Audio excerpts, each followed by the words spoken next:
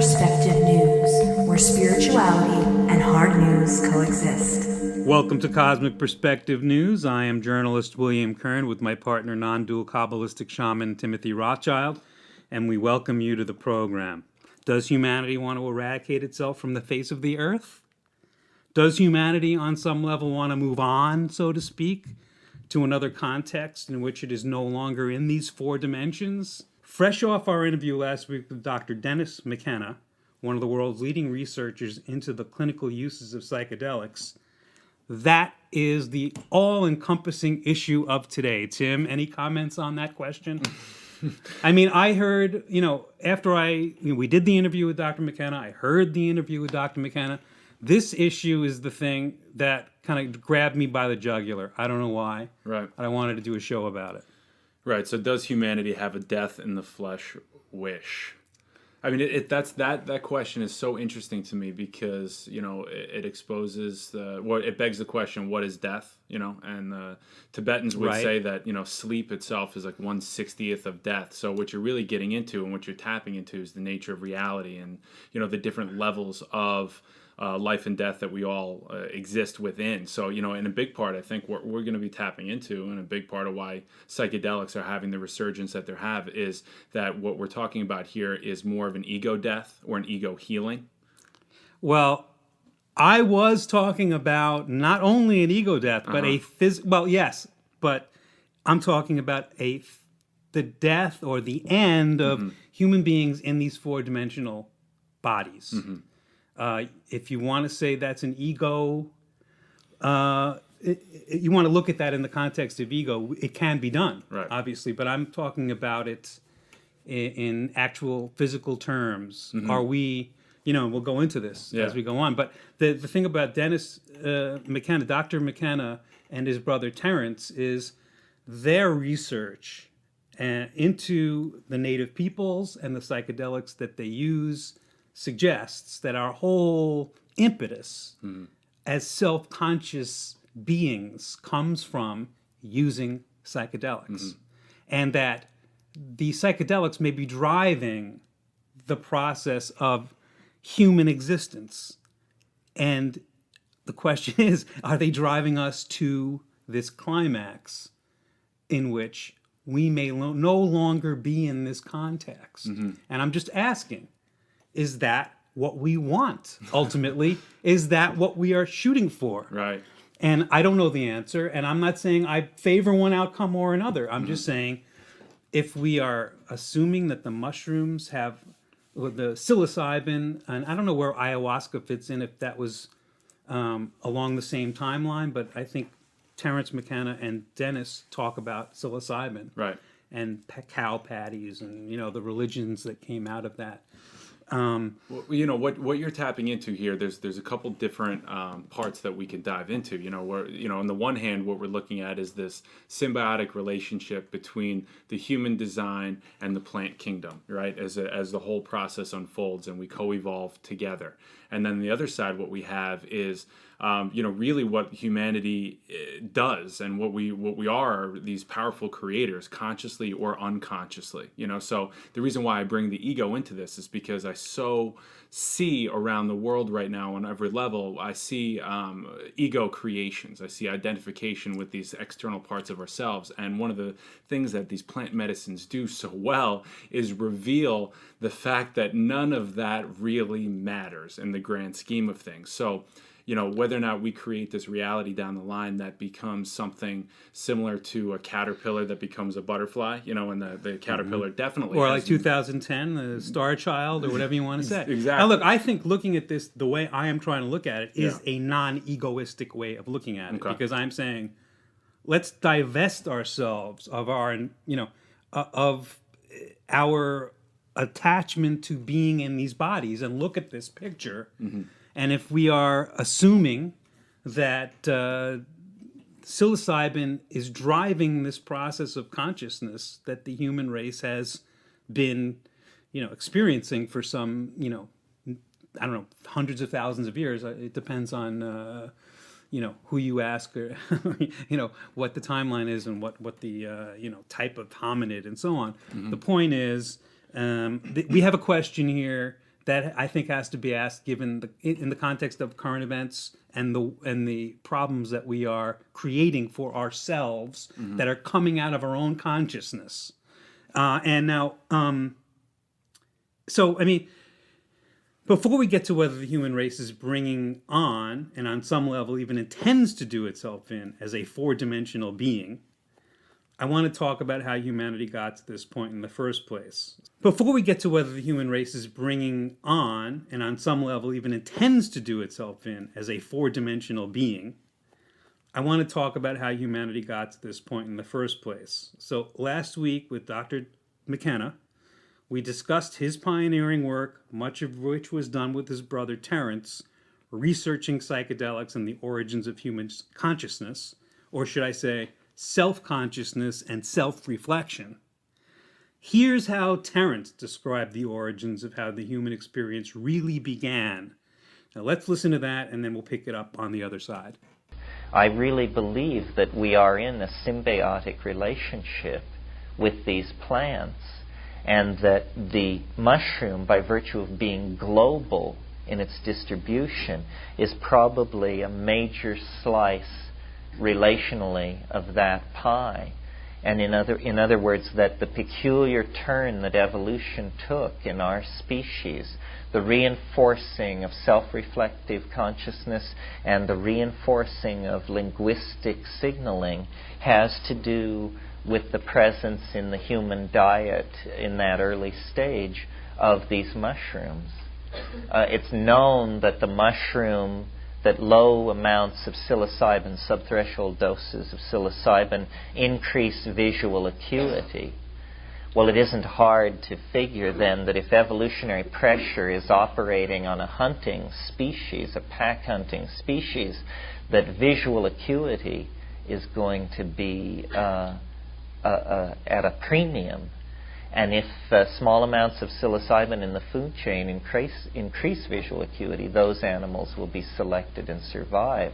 Well, then their habit of accepting the mushroom as a food lays them open for this linguistic synergy, this symbol forming capacity. And then the deeper, more ecstatic experiences with psilocybin, which are then projected onto the mushroom, onto the cattle, become the basis for a kind of cattle goddess mushroom, a cycle of a hierophany, the discovery of the tremendum. I mean, almost as though in the scene in 2001 where the apes encounter the monolith, it was precisely that, except that the monolith was a mushroom. It was a superbly genetically engineered, omnivorous organism that could insert itself into the ecosystem of a planet and begin to coax an effect out of a mammal that it had a relationship to. And this effect coaxed out of the mammal is this relationship to this higher dimensional waveform, which we call the spirit or mind, which is apparently, that's what it's all about. Why this is happening is not clear. I mean, in the mushroom book, I suggested that it was because there is some awareness of planetary finitude, that the mushroom actually thinks on so large a scale that it is using us to make machines for it, to perpetuate it throughout the nearby galaxy, that it is aware of the finite nature of our star. We don't know. We don't plan yet on those kind of scales. We're an infant race, very obstreperous, and the mushroom said to me once, if you don't have a plan, you become part of somebody else's plan. And one of its slightly more paranoid. So this is very important. So the basis of our conversation today, and I think you and I generally agree, and I think Dr. McKenna agrees with Terence, that the mushrooms have played a major role in human consciousness. And if that is the case, then we have to start asking ourselves, if we can take a more active role in what's going on here, or if we want to change the trajectory of things, or if this trajectory that we're on it's just the right trajectory. I don't know. So Terence and his brother hold that psychedelics, specifically mushrooms, are greatly responsible for much of what we think of as consciousness.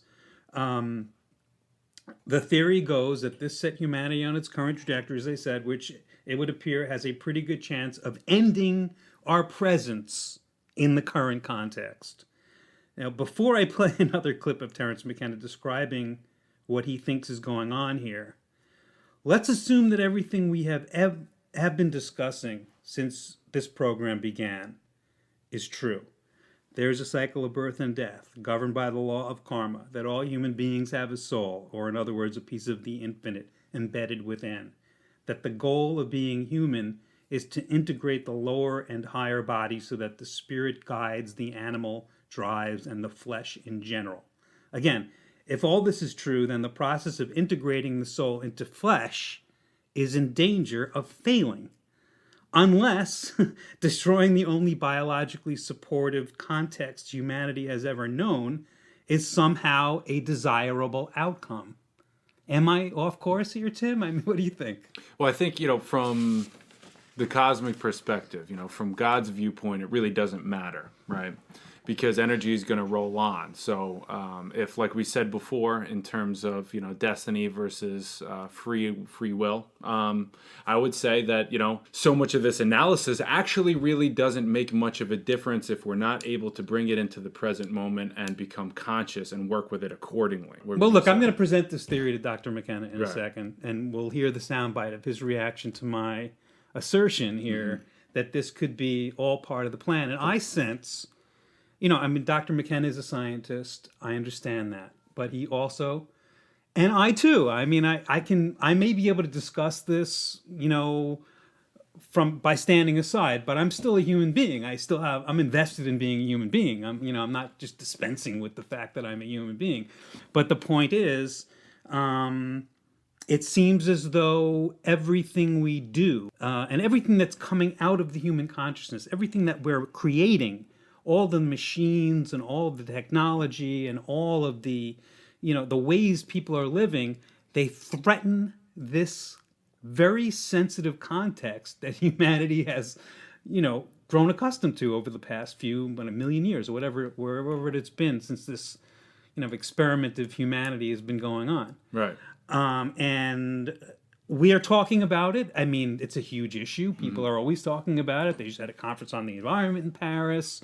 There's all kinds of conventions about controlling weaponry and artificial intelligence and what robots should or shouldn't do and whether they should be put on the battlefield without human intercession. I mean, these arguments are all going on, but who has any confidence it's going to stop the technology from marching on and on and on ad infinitum, no matter what? Right. So the issue is, are we consciously creating or are we unconsciously creating as we approach more and more complexity? And as these other designs are created through us, what was the consciousness that this was born out of, which is what's so important, which is why consciousness expansion, exploration, the observed mind is such an important thing to take a look at, and why sacred medicines are such a useful tool for allowing you to have those greater insights. Well, look, we're going to get to Dennis McKenna in a second, and I think you'll see that as a human being wants humanity to go on, and he's not too keen on this theory that, he doesn't dispense with it, he doesn't reject it, but he thinks we should show more wisdom and use wisdom instead of intellect, or at least more wisdom and less intellect than we have in the past. But how long have we been hearing this, and how often does it happen? It's true, I agree, we should show more wisdom and less, and get the intellect under control, but it never seems to happen. But it does on an individual level. There are some of us that are waking up to this by recognizing these patterns, and obviously the rest of us are feeding into this collective ego, which we see marching on in the terms of world conflict and other boundaries and those kinds of things. But there is something about the time that we're in now, where what Dennis is saying, what Dennis talks about, that's an eternal truth. Yes, it's by way of nourishment, not by way of knowledge. It's not just information, it's what's information made of. What are these what is the consciousness that is bringing this into the world? And that's where I think the times that we live in now makes it so important, because we've got this global connectivity, the access to information like we never had before, the ability, we've got mirrors all over ourselves, even from the beginning of the television, in terms of karma. A lot of people thought that television is bad because it would hypnotize you, puts you into trance states. It's not very good for, a waking state. However, many people were able to work through their own karmic desires by living vicariously through others' lives. So what we're seeing is a double-edged sword coming to a head. Let's not engage in just wishful thinking. That's all I'm asking. And now, if you look at the major decisions that take place in scientific research facilities, in capitals, major world capitals in terms of the political decision making, war, issues about war and peace, I don't see that wisdom. I want to see it. I'd love to see this happen, but I'm a little bit skeptical. Now, Terence McKenna argues that this process, which has been going on for as long as sentient beings have existed on Earth, is reaching a climax. This process of self-consciousness, self-reflection, and, the development of human consciousness. The climax is characterized by a disjunction, as you and I were just talking about, between the demands of what we call the lower bodies or animal drives and the higher ones or nobler human virtues, and can clearly be seen in the danger posed by the human imagination or intellect in the form of environmental destruction, the miniaturization and simplification of ever more powerful weapons technology, the development of artificial intelligence and robotics, which in the short term threaten the livelihoods of most of humanity, and in the long term threatens, if not humanity's existence, at least its free will and apparent right to self-determination. So, my question to Dr. McKenna last week, and you, Tim, today, and you on the other side of the speaker is, would that all be according to plan? Does humanity have a death in the flesh wish, or at least a strong desire to move on?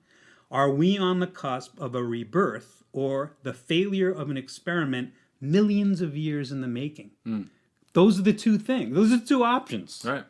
And, so what you have is a humanity that looks to be way off course, and at the same time, the solution is always contained within the problem. So even if these ego or unconscious crises are getting bigger and bigger across the world, sometimes that's what we need to see. We need that giant mirror in front of us to hit rock bottom and make the changes that we need to. But I'm just saying, okay, is the solution, and I'm just trying to be objective here, but is the solution that very destruction that pushes us out of this context once and for all? So that's possible. This is what I'm saying in terms of that destruction, right? It doesn't necessarily need to kill us off, but that destruction could be the shattering of the ego complex that is reflected out into the reality and society systems, the economy, you mean all like these kill structures. off the physical bodies that what is what we're talking about, okay? Because you and I think, even though I'm a journalist and you're a shaman, I've never been an annihilationist. So, I mean, if you dispense with annihilation, in other words, that you live and die and you become worm food, which I don't find convincing at all, then the question arises, so, we're humans now. We may not always be humans. So what? Right. Maybe that's good. Maybe that's better. Sure. Maybe this is exactly what... I mean, I don't... I'm not saying... I welcome World War III. I welcome mass die-offs. No, I don't. But I'm just saying... So if the physical dimension is this place through which the soul is able to incarnate in order to find itself, discover itself, and find a place for self-expression, does it actually matter if the human design is its preferred avatar, or when that sort of drops the body or that experiment fails, look, and now we're getting to the whole question of why are we incarnating here in the first place? I suspect, in studying what the great sages have to say in my own personal explorations, I suspect that there is a higher energy system that comes into this lower vibrating frequency in order to experience itself. This is what my theory has been, is that for some reason, the infinite, God, quote unquote, the intelligence that informs the universe, has decided it wants to incarnate in a very dense, slow-moving part of the universe, way out here on the edge of the Milky Way galaxy, into these bodies. And the big challenge for us as human beings is to integrate the lower and the higher, to get our lower bodies and our higher bodies in sync so that we can be at least intelligent actors for that infinite intelligence in this very remote, matter-bound location. I don't know why it seems necessary. At times I felt like, to hell with it, who gives a crap about the lower bodies? I don't even want to think about it anymore. Yeah. But the point is, we have been given this responsibility or job, I don't know. And now it seems like it's reaching a climax, and that climax may result in a phase change, if you will, or a different context for this incarnating intelligence. I don't know, maybe not. So, but we don't want that to happen. As human beings, we want the human race to survive. We want to build ships. We want to be in, we want to have the Federation and all that. We really want that. Because we have to be in the body in order to spiritualize the physical, to bring the higher into the lower, into the I don't higher. want to, but something wants me to. I know you don't want to, and that's, again, I have no that's choice. the ego. Well, I mean, it's the ego. It's just, I'm just saying that it's a struggle. It's a struggle, and it's not fun a lot of times. It's a very difficult thing to, we're always struggling with, our animal drives, the things that we want, the things that we're attached to. We want them again and again and again, and we want to avoid the things we don't like. And I have frustration with the journey, I guess. I mean, and again, that frustration is exactly where you meet yourself. That those nexus points of conflict, of resistance, that's where you're finally bumping up against the parts of yourself that are asking to be expanded upon, accepted, whatever the word is. That's sort of how the mechanics of this thing works. And like I was saying before, you have to be in the body in order to get this done. So if we are here and, you have to be in the body in order to be in this dense physical universe that has only a remote connection to the intelligence that informs everything. Sure, and somehow, the Earth plane, again, I'm pulling from some of the great sages of our time, for instance, Edgar Cayce.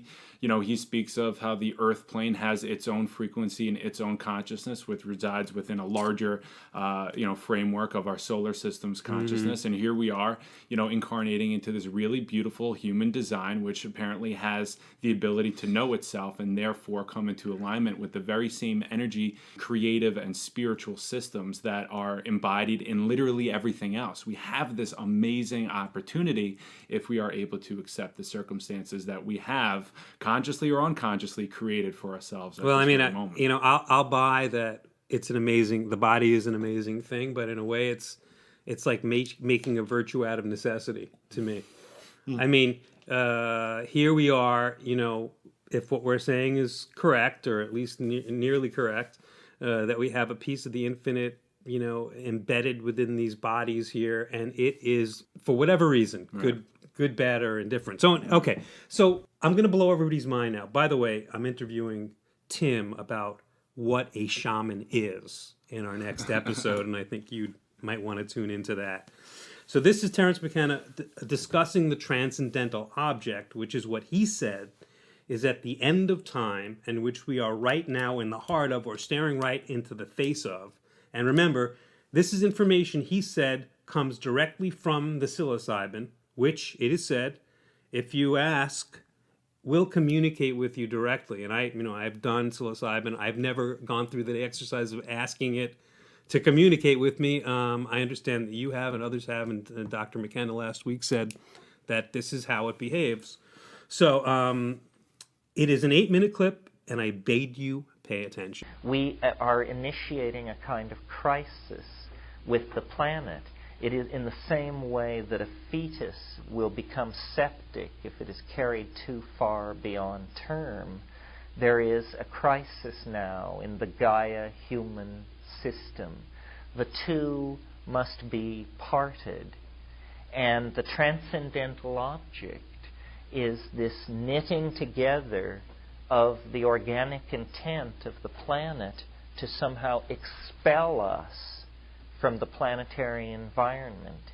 in some way which is very hard for us to foresee and anticipate, because it is, in fact, the transcendental object. I mean, by appointing a committee to look into this, we are not going to find out what it is. It is the face of the abyss. It is the transcendental object. It cannot entirely be known. It is the living embodiment of Gödel's incompleteness theorem. You know, science has taught us that there are no mysteries, there are only unsolved problems. This is a mystery, not an unsolved problem. Nevertheless, it is the narrowing vector of our timeline. And as some of you probably know, in my opinion, around 2012 AD, we will cross through novel epochs of concrescence, and the transcendental object will be manifest. It's a very curious thing. It's something which is coming toward us from the future, but we are creating out of our intellectual and technological anticipation of deity, really. I mean, at times I've spoken of it as the flying saucer. It is the flying saucer, and it does enter history at a certain moment, and it is coming toward us, but as we go toward it, we are becoming what we behold. In effect, what I'm saying is that the entirety of human history is a kind of psychedelic apotheosis, where we are involved in a hieroskamos, a kind of alchemical marriage, and what the next 25 years are about is advancing to meet the bride, and the bride is the unimaginable and unanticipatable fulfillment of our heart's desire. You know, we are becoming what we behold. Our metaphysical hypostatization of deity is becoming a cultural program for our completion. And that's why communication is so important, because what we're trying to do is articulate this vision of the oversoul of our species. We are going into a kind of swarm state, or there is a pheromonal transformation of our cultural modalities. Our pheromones are information systems, and now information systems, ideologies are being released into the mass psyche that actually set us up to undergo this cultural compression and concrescence that the experience of the transcendental object is. So, I mean, there's so much in there. It's so hard to pick apart, but I'm going to give it a shot. So, the parts of what he was saying that I clicked onto were, we are initiating a crisis with the planet in the same way that a fetus gets septic if carried too far beyond term. There is a crisis in the Gaia human system, and the two must be parted. And again, we're paying extreme attention to this because Terence and Dennis both say that this is information that comes from the mushroom itself. Right. And B, because I have a lot of confidence in their intellect and their the way that they work and the way that they operate. And it rings very true to me. But again, the transcendental object, which we are helping to create, it is coming toward us from the future. Right. It's very hard to get your head around. Like, for example, how he said that there is a pheromonal transformation of our cultural modalities, and our pheromones are information systems that now information systems and ideologies being released into the mass psyche actually set us up to undergo this cultural compression and concrescence that is the transcendental object. I mean, really, but in a lot of ways, what he's talking about is the exopheromones, right? The symbiosis between the human design and its environment, and he's focusing specifically here on the plants. So when you say exopheromones, you're not talking about the pheromones that we learn about in science that have to do with the human beings giving off various kinds of chemicals and odors and things to communicate with things near and around them. I could not be nailing this exactly, but McKenna used to talk about how there were the pheromones that communicated cross species. So this is sort of how information was exchanged, and so the plant spirits, you are naturally opened up to these higher levels and greater realities when you're working with the medicines. Then that's when you can communicate with whatever lies beyond the veil. And the plant medicines and the spirits, they offered very intelligent messages to those who ask for it. I know I've experienced it myself. I can see how these are information systems. I get that. But this idea that our pheromones are information systems and by which ideologies are being released into the mass psyche. I mean, that's something that I hadn't considered. But what they're talking about too is, it's so, more than anything, if you're on a spiritual journey, which I see as healing and returning to wholeness, having a spiritual ideal is the most important thing you could ever have. And that's, really what's communicated through these things. That's really what cuts through all of the egoic obstacles that we generally adopt and get lost in, before working with this kind of intelligence. Well, okay. We'll pick up on a lot of these other things at another time, but to get to what we're talking about here in this program is, does the human race have some kind of a desire to rid itself of these bodies and go on somewhere else? So I hit Dr. McKenna with this last week. Yeah.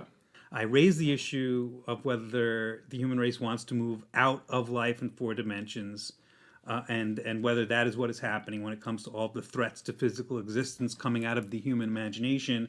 And Dr. McKenna wasn't willing to go along easily, say. And this is what Dr. McKenna had to say about all this. In fact, I wasn't sure if he understood me the first time, and I asked him twice. So here's my first shot at getting him to react to this idea.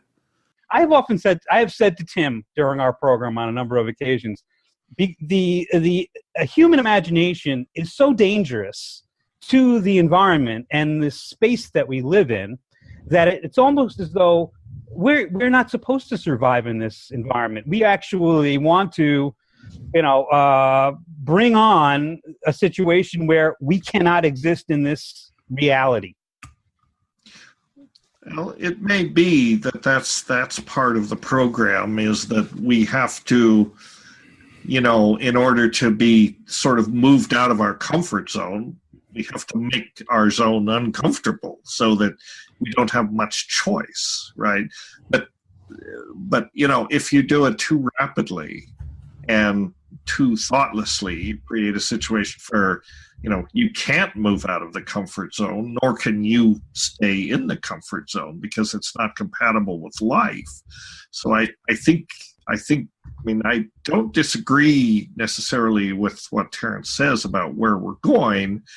I'm a science fiction nut too, and we all have this longing that we will escape from, our birthplace, our home, and become the star-spanning, galaxy-roving species that we sort of intuit is our destiny. But do we have to wreck the planet in order to do it? I don't think so. I hope not, but it does seem to be the case. I mean, look what's going on with robotics, artificial intelligence, the power of weapon systems to be set off by fewer people with less and less training. I mean, where is it leading? It seems to be leading. Well, this is interesting that you mentioned that, because this goes to something that is kind of more like my shtick than Terence's shtick, in the sense that he didn't talk about this much. But I do think that this is something we have to consider, which is that there is a disjunct that's occurred between our cleverness, our abilities, our technological capabilities, and our wisdom. Right? We're a very clever species. We're not very wise, and this is part of our This is part of our challenge. We have to get wise. We have to wise up, in fact, and we have to wise up fast so that we can, I don't think you can take any of these technologies off the table. There are people say, oh, we should ban artificial intelligence. We should ban, before they get started. Forget it. They're going to get started. You can't put these genies back in the bottle. What you can do is become smart in the way that you deploy them and deal with them. And that's one of our major challenges, I think, right now, is to become a wiser species, actually, so that we have the wisdom to use these kinds of technologies without completely wrecking the place. And I think that's what the psychedelics are teaching us. They're trying to teach us. They're trying to teach us, remember, first of all, there's no place for arrogance. You guys are dumb in a lot of ways. You're reckless. You're loose cannons. You need to, sort of acknowledge that and proceed thoughtfully. And you also have to realize that, we're not separate from nature. I mean, we're part of nature. So a lot of our mission, I think, should be to try to, nurture nature. I mean, I no longer say, I used to say that it's up to us to save the planet. Actually, I don't think so. I think the planet is probably going to be fine, but it works its stuff out over time frames of millions of years. It'll be around. Life's going to survive, even if but we may not survive because we have narrow parameters in which we can live, as opposed to a lot of organisms. So we have to, can and should escape from the planet, but we want to leave behind garden, an Eden, a beautiful place where life flourishes, not a radioactive wasteland. So, Tim, I wasn't sure he was answering my question, and then I wasn't sure he even understood my question, or maybe he wasn't willing to believe that I would suggest such an outrageous thing that we might actually want to destroy any capacity for us to live in this context that we're in right now. Mm-hmm. So, I mean, as to whether ruining the biosphere is all according to plan, I realized that his answer was more nuanced than I first thought, but I don't think he directly addressed what I was asking him. I mean, what do you think? He answered the question the same way that I would have answered the question, which is what I find so interesting. But what does he think I am suggesting? What he was I'm not sure if he understood. Well, here's the thing. There may be a flaw in the questioning, in that there is conscious creating and unconscious creating, and that's what I believe he was responding to in terms of whether or not we are going to become clever, which is self-serving and separating us from what is, or wise, which is working in an interdependent, interconnected relationship, which is what the shamans and that he worked so closely with. You've kind of decided that if that happens, if what I'm talking about happens, that is goes in the clever category, right?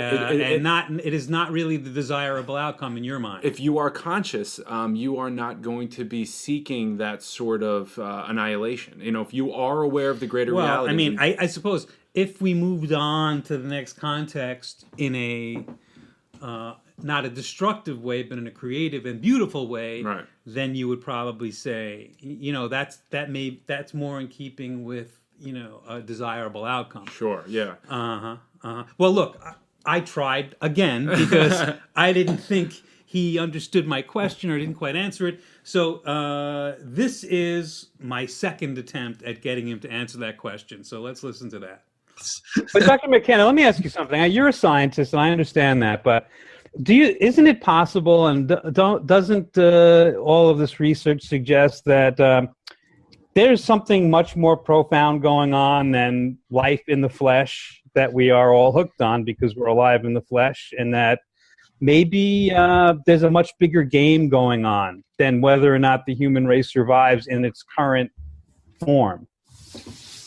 Well, yeah, I mean, there's certainly a much bigger game going on. I mean, I think there are.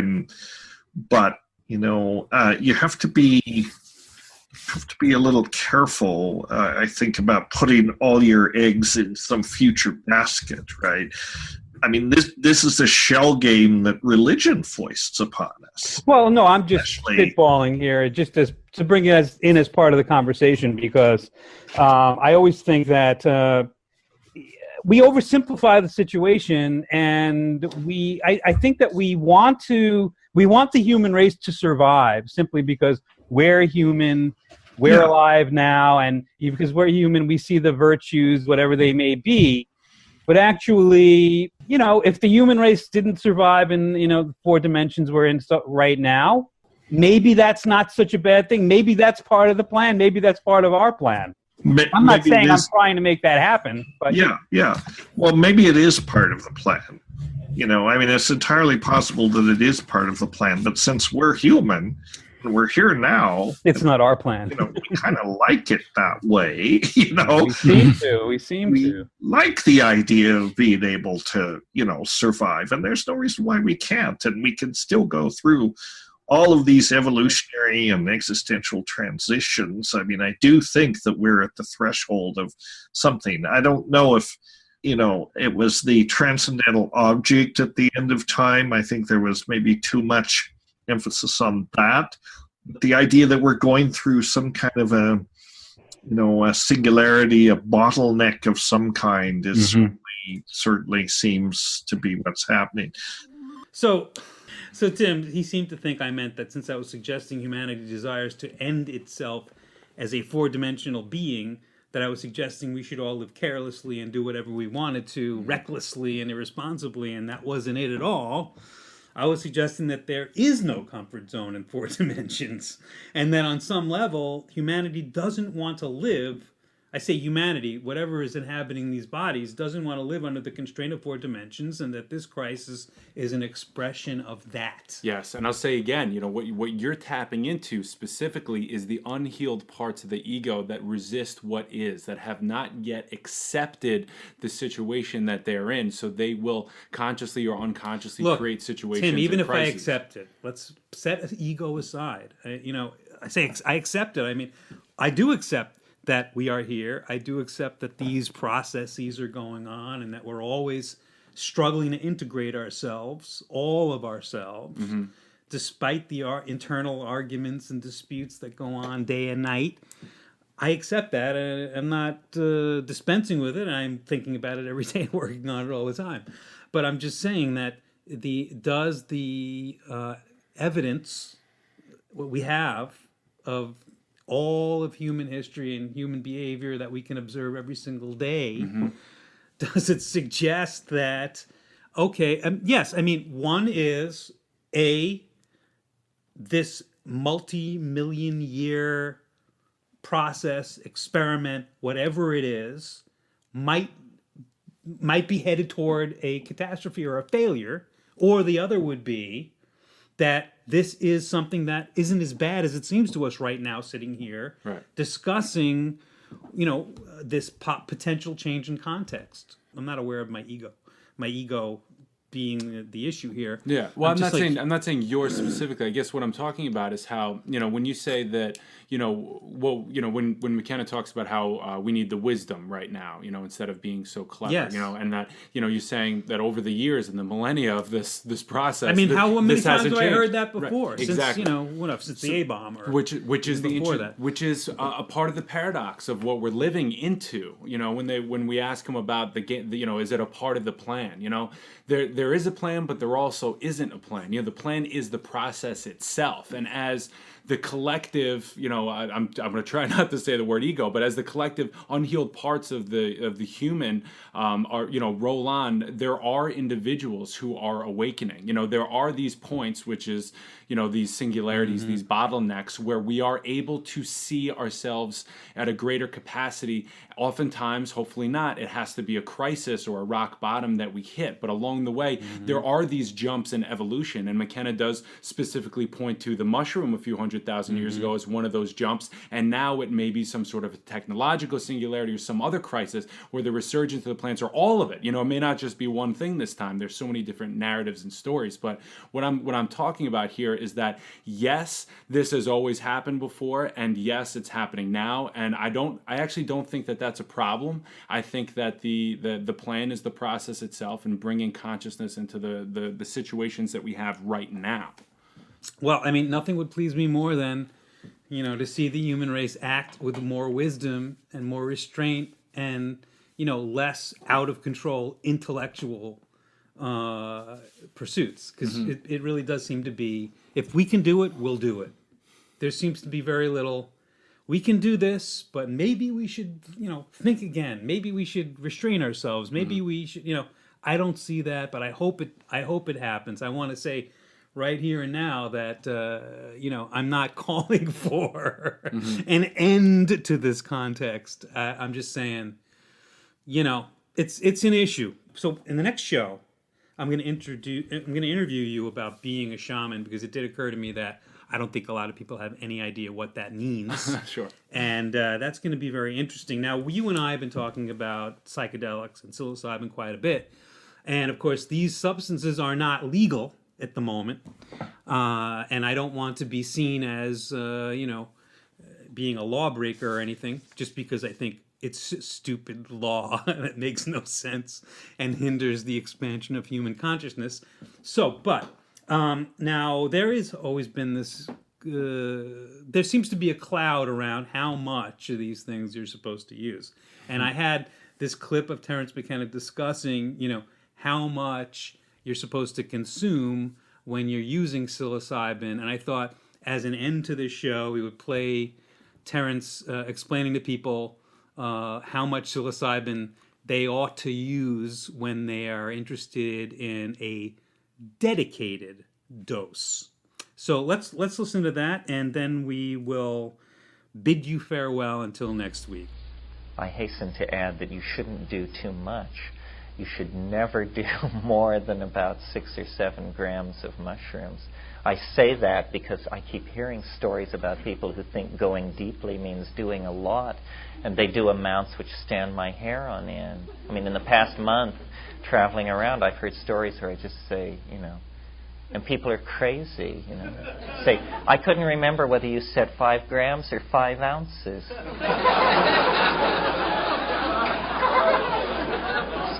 So to be safe, I did 1.5 ounces.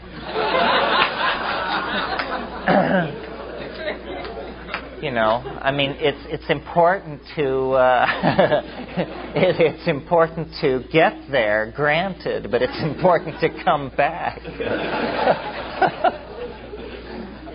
So word to the wise for you kids out there, don't do more than 5 grams, really. It's way too much. Tim, I really appreciate you going through this with me. I wanted to do this show because it was something that stuck in my head, and it still sticks in my head. And I think that really, whether or not we are facing existential threats is such a big issue.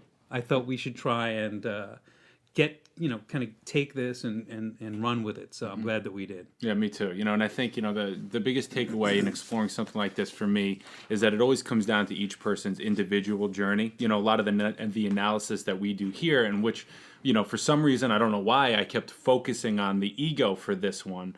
You know, it comes down to, and where I pull faith from is my own personal journey, and trusting in that as long as I continue to do my healing work, I continue to bring more of my unique expression and understanding of myself into the world, that it will wake up others. And, you know, similar to the plants helping to wake up the monkey mind, we can do that in other ways as well. So, well, I get it. I mean, it's like it's a race against time. Yeah. They'd have more awakened people before the moment of crisis comes, I suppose, and I certainly would like to think that could happen. And I guess we're going to find out. You bet. So this is William Kern for Timothy Rothschild. Again, next week we'll have an interview with Timothy Rothschild about what it means to be a shaman in 21st century America.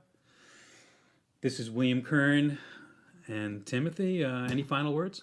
Yeah, check out thethirdthing.net. That's my hub for everything I do. So, we'll see you next week. There's always more to explore on the archive page at cosmicperspectivenews.com with each program and each guest. To learn more about our hosts, visit Tim Rothschild at thethirdthing.net and check out worldmeetsamerica.com for the latest broadcasts by journalist William Kern.